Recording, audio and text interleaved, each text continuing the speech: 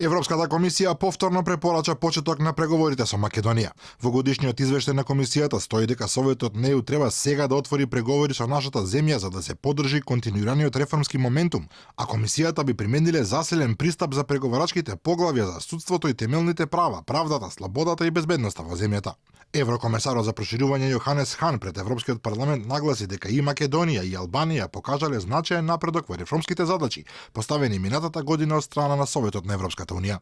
Северна Македонија продолжи да исполнува реформската агенда и постигна историски договор со Грција. Се ова заедно дава пример како да се затвртат билатералните односи и е сјаен пример и сведоштво за моќта и привлечноста на Европската унија. Подпредседателката на Европската комисија Федерика Могерини истакна дека препораката за Македонија и Албанија истовремено треба да биде мотивирачки пример за лидерите на земјите од регионот, кои се соочуваат со многу сложени теми. Порача дека интерес на сите во ЕУ е да продолжи проширувањето, иако се разбира мора да бидат исполнети сите критериуми и стандарди на Унијата.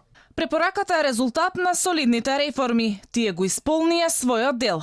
Сега е време Европската унија да го направи своето. Извештајот ги поздравува напорите на владата да воведе диалог со опозицијата и со граѓанското општество. Се потенцира дека борбата против корупцијата мора да продолжи и таа треба да биде приоритет за секој ниво на власта.